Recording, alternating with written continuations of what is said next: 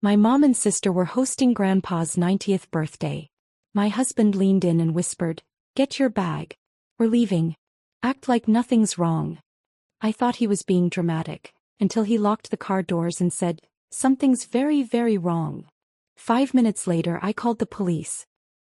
I hadn't seen most of these people in 5 years. Some longer. A few I was pretty sure I'd never met.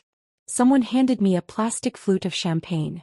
A kid ran by holding a paper plate like a steering wheel. There were folding chairs, paper lanterns, polite music playing from someone's Bluetooth speaker. All the ingredients of a low-key outdoor celebration. Festive, slightly awkward. It should have been fine. And for the first hour or so it was. I stood by the table of finger food pretending to be interested in grape skewers. My husband Roger was beside me, holding a glass of white wine and watching the crowd with that neutral, inscrutable look he does when he's too polite to say he wants to leave. Mom was in her element. Hugging people, wiping tears. Reapplying lipstick behind a napkin. Dad was sitting near the grill, complaining about the weather like it personally offended him. My sister Natalie was, predictably, nowhere near me. Her husband was laughing at something no one else found funny. It was Grandpa's house, but it didn't feel like him anymore. He'd built it after the business took off. Nothing flashy but big enough that people whispered about how well he'd done for himself. They all lived here now. Mom, Dad, Natalie and her husband. I suppose there was room. We'd flown in from London the day before. I'd been asking for years when we could come visit, and the answer had always been vague. It's not a good time. He's not feeling well. Maybe next year. Then this spring Mom had said, "If you really want to see him, come for his birthday." So I took it. I thought maybe she was softening. That this meant something. The party was already in full swing when they brought Grandpa out. In a wheelchair. Hair neatly brushed. Wearing a sweater vest I vaguely recognized. Everyone clapped like he'd just walked a red carpet. I stood there frozen. He looked good. Too good. His face was smooth, his eyes distant, like he was half listening to a song no one else could hear. I waved. He didn't wave back. I told myself it was age. Mom leaned over and whispered, "He doesn't talk much anymore. It's hard for him." I nodded like I understood. She raised her glass and began the toast, voice shaking just enough to make it about her. 90 years of wisdom, love and generosity, she said. He built our family. He gave us this life. Some of the guests sniffled. A woman behind me muttered, "Beautiful," under her breath. Roger didn't clap. I noticed he was staring. "Hey," I said quietly, nudging him. "What's wrong?" He didn't answer. Just kept watching Grandpa or the man in the chair, I guess, like he was memorizing every wrinkle. "Roger," I said again. That's when he leaned in. "Get your bag. We're leaving. Act like nothing's wrong." Actually laughed. "You're kidding." He didn't smile. His eyes didn't move. "Get your bag. What are you talking about?" "Smile, walk inside, pack now." I stared at him. "Roger, what is this? We just got here." He turned his head slowly, finally looking at me. "Something is very, very wrong." It wasn't how he said it. It was how calm he was. Like this was fact. Like gravity. My hands went cold. I glanced back at Grandpa. He hadn't moved. His hands rested on the armrests like props. "Are you serious?" I asked. Roger didn't answer. He was already walking toward the house. I followed. Upstairs, I fumbled with the zipper on my overnight bag. My heart was thudding. My mouth was dry. I kept thinking, if he's wrong, this is going to be so embarrassing. If he's right. We went out the front door. No one stopped us. No one even looked up. At the car, Roger opened the passenger side for me like a gentleman in a spy movie. We both got in. He locked the doors. Then he gripped the steering wheel and said, "That's not your grandfather." I used to think maybe I was imagining it. The difference. The way things played out for me versus my sister. Maybe I was just sensitive. Maybe I was dramatic. Maybe I just liked to find reasons to feel left out. That's what I told myself for years. Until the day Natalie turned 18, and the entire house acted like she was boarding the Titanic. She was standing at the front door with her duffel bag and a full tuition scholarship, and Mom was crying like someone had died. "You don't have to go," she kept saying. "We'll manage. Please just stay for a bit longer." Meanwhile, 2 years earlier when I turned 18, I got a suitcase and a nod. "It's time to grow up," Dad had said. You're an adult now. Go build your life. No hugs, no tears, no offers to help me pack. I don't want to sound bitter. I honestly don't. I moved out, I went to college, I got on with things. But there's something about being ushered out the door like a polite guest while your sister gets begged to stay that kind of sticks. The funny part, I didn't even have a choice about college. I knew I had to go. Not because anyone told me to. Because I needed an excuse to leave. My parents didn't contribute a cent. I don't even think they asked what I was studying. It was Grandpa who helped. Quietly, he sent me money every few months, just enough to get by. Rent, groceries, the occasional breakdown. No fuss, no lectures. Just a folded check and a note in his shaky handwriting. Hope this helps. Proud of you. He didn't know me that. But he did it anyway. I remember him from the very beginning. Before I even had full sentences, I had Grandpa. He'd pick me up and tell me stories in a voice that always sounded like it knew secrets. He made me toys out of wood and showed me how to use a hand plane when I was still in Velcro sneakers. He smelled like cedar and peppermint tea. Back then it felt like he was mine. Like I was his favorite. Maybe I was. But life is good at pulling people apart. College turned into a job. A job turned into Roger. And then just like that we were living in London. It wasn't some dramatic escape. It was opportunity, work, timing, and maybe, if I'm being honest, relief. Being far away made everything feel easier. Easier not to notice how rarely my parents called. Easier to pretend the silence was just time zones. Easier not to feel the weird hollowness that always followed any conversation with Natalie, no matter how friendly it seemed. We kept in touch. Sort of. Holiday emails. The occasional Zoom call. The last real conversation I had with Grandpa was on one of those. A video chat. He looked older but still sharp. He asked about my work. I asked about his garden. He made a joke about the squirrels stealing all his tomatoes. That was 3 years ago. After that, things got quieter. I'd ask to talk to him and Mom would say he was sleeping. Or not feeling well. Or too tired. Eventually she stopped answering altogether. I told myself it was normal. People age, they withdraw. Maybe it was hard for him to talk. But something about it never sat right. So I didn't press. I had a life. A job, a husband. I told myself it wasn't personal. That I hadn't been cut out, just gently, politely left behind. And then, suddenly, there was the birthday invitation. Or rather, the permission. If you really want to see him, Mom had said over the phone, come for his 90th. I didn't hesitate. I booked the flights that night. I thought it meant something. I thought maybe this was the moment things shifted. That maybe I was being let back in. Instead, I walked into a party where I knew no one, stood on grass that didn't feel familiar, and realized that somewhere along the line, this whole place stopped being mine. If it ever was. They all lived here now. Mom, Dad, Natalie, her husband. They'd absorbed the house like it was a natural extension of their closeness. Their real family. I was just visiting. The outsider. I kept telling myself it was in my head.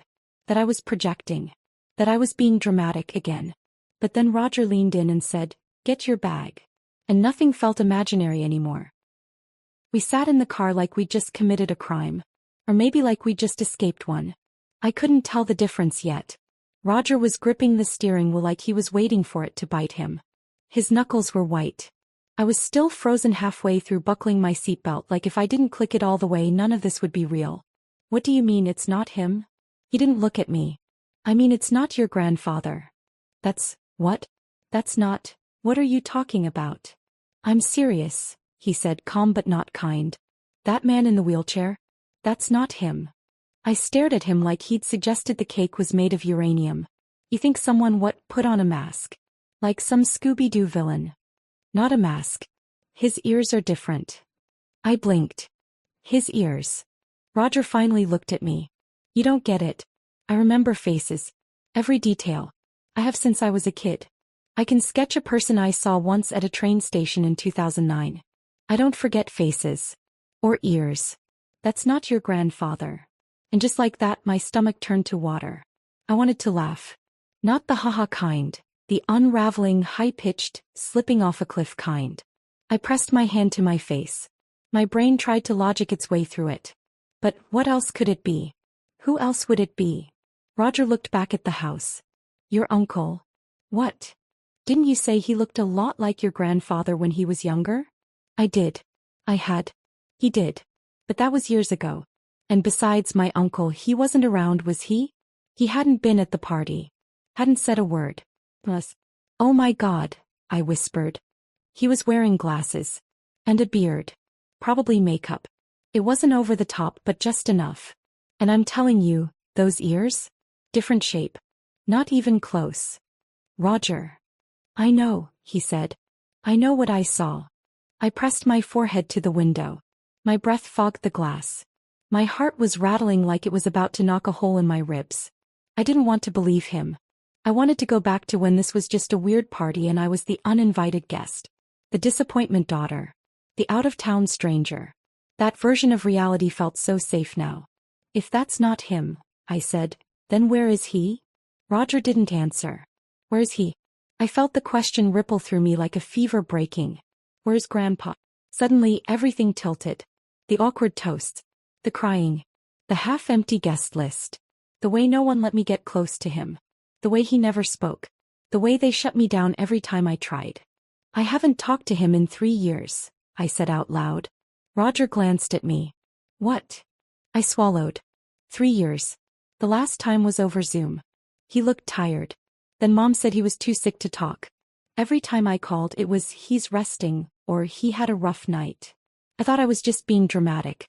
But now I wasn't sure I hadn't been screaming into a void this entire time. Okay, Roger said.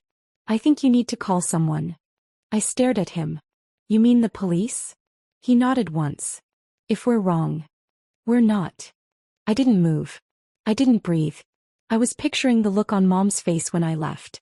That tight little smile that didn't touch her eyes. The slight shake of her head, like I'd dropped in uninvited to my own life. I'm going to ruin everything, I whispered.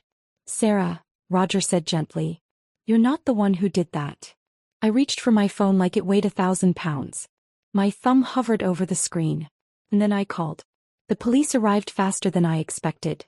2 officers, plain clothes, quiet. They spoke to us outside the car. I told them what I could, which wasn't much, and made it sound as sane as possible, which wasn't easy. I know this sounds strange, but I believe someone is impersonating my grandfather. I don't know where he is. And I think something's wrong. They asked questions. Calm ones. The kind that feel like traps even when they're not. Then they nodded and walked up to the house like they were delivering a package. I stayed in the car, watching. The party didn't stop right away. No one screamed. No one ran. It was worse than that. Everything just dimmed. Like someone turned the dial on reality down by a few notches. People still held glasses. Still smiled. But their eyes were darting now. Their shoulders tighter. The officers began pulling people aside. I saw one of them speak to Mom. She looked like someone had told her the wine was corked. Then she got defensive. Gesturing. Shaking her head. Her mouth moved fast, but her hands didn't. She wasn't touching anyone. Not even Dad. He stood off to the side, staring at the hedge like it held answers. I watched them talk to the man in the wheelchair. He didn't say a word. Then they must have asked for ID. Mom went inside and came back with something. It changed nothing. Then the officers knelt again. Talked low. They carried that professional stillness. Calm, composed, unreadable. Then one of them stood and walked away. The other stayed. Eventually the man in the wheelchair looked up and said something. Just a few words. Then he nodded. It wasn't over. Not even close. An officer came back to the car. Can you stay nearby? We'll contact you soon. Is it him? I asked. Is it my grandfather? We're still confirming some things. But you know it's not him? He didn't answer that. We'll be in touch. Then he walked away. I sat there, feeling every second press down on me like weight. Where's he? Where's he? That night my phone rang again. How could you? Mom, furious, crying or screaming, I couldn't tell the difference. You called the police on us? On your own family? You think you're better than us because you moved away. I tried to speak. I couldn't. You don't understand. You weren't here. You didn't see what it was like. We did what we had to do. For him, for all of us. What did you do? I asked, voice breaking. Where is he? You don't get to ask that. Not now. Not after what you've done. Where is Grandpa? Silence. Then a click. And the line went dead. When the police came to our hotel room door the next morning, I thought I might throw up. Not because I was scared of them, though there was that too, but because part of me was still hoping Roger had just snapped. Misread something. Got carried away. Mistaken ears, mistaken identity, mistaken everything. But they didn't come to arrest us or question us. They came to tell me that my grandfather was dead. Has been for 3 years. They didn't say it like that, of course. They were calm, professional. One officer did most of the talking while the other watched me like I might bolt. There's been a voluntary statement made. The family reports that Mr. Ellis passed away in March 2022. They claim it was natural causes. The body was privately buried. I sat down. I couldn't feel my legs anymore. Or my fingers. We're treating this as an open investigation until the coroner can confirm the circumstances of death. The words bounced off me like raindrops on a locked car. I heard them.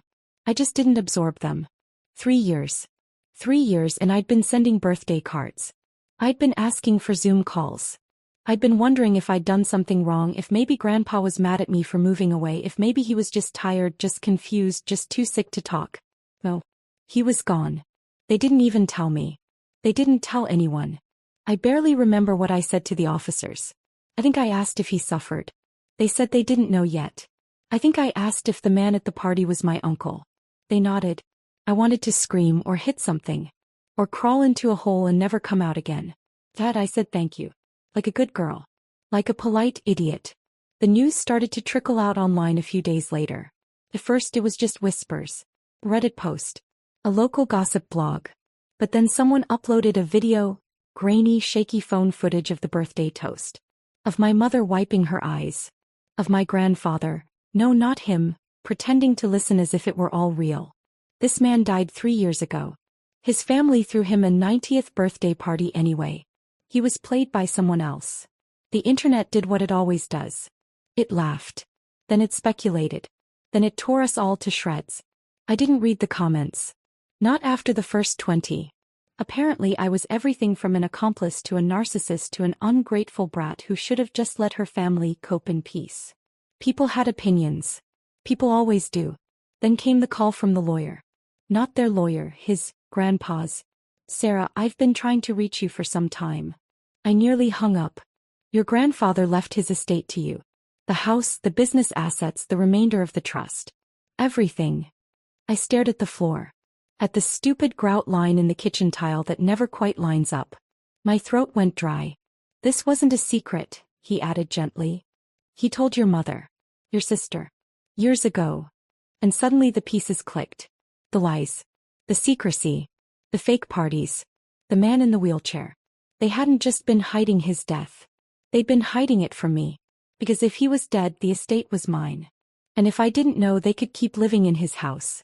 Keep using his money. Keep pretending I didn't exist. I called my mom. I didn't know what I wanted. Answers maybe. She picked up on the second ring. How dare you? Her voice shook with fury. Not grief, not shame, rage. You called the police on your own family. You humiliated us. You have no idea what you've done. I tried to speak. She didn't let me. You weren't here. You don't know what it was like. You left. You gave up on this family. And now you swoop in and act like some hero. Where is he? I interrupted. Silence. What happened to him? What did you do with his body? You don't get to ask that, she said coldly. You weren't there. I asked every year, I said. You lied. Every time. We were protecting him. Protecting you. He didn't want a big deal made of his death. He wanted peace. I laughed. Actually laughed. Came out cracked and bitter like something broken under pressure. You didn't protect him. You looted him. That's when she hung up. Weeks passed. The investigation moved slowly then faster. There were statements, interviews, subpoenas. Eventually the coroner confirmed what my family had claimed. Natural causes. My grandfather had died in his sleep. No trauma, no poisoning, no violence, just an old man's quiet end. I cried, for the first time since the police visit. Because finally, I could mourn him without doubt. But there was still the fraud. The impersonation, the money. Charges were filed. Failing to report a death. Withholding information. illegally accessing funds, identity deception. They didn't get prison time. They got probation, conditional, monitored, sternly delivered. If they slip again, they'll go straight to jail. My uncle, the actor, faced his own charges. But he cooperated. That seemed to help. He got probation like the rest of them. Me, I got the house. The whole property. The assets. It wasn't wildly extravagant. Not billionaire level. But it was a lot. Enough to explain why they'd pretended for so long. I didn't throw them out. The courts did. They moved out in silence. No apology. No eye contact. My mother left a note behind on the kitchen counter. It said, "You always were good at taking what you didn't earn." I burned it in the sink. The first night I spent there alone, just visiting before heading back to London, I sat in Grandpa's chair. I opened a bottle of wine. Put my feet on the table. The place was quiet. Still smelled like wood polish. I didn't feel triumphant. Or vindicated. Or even angry anymore. I just missed him. And for once in my life I didn't feel like a stranger. I haven't spoken to my parents since. Or my sister. Not even a text. Sometimes I wonder if I went too far. Other times I wonder if I didn't go far enough. Let me know what you think. And if you want more stories like this, hit subscribe and tap the bell.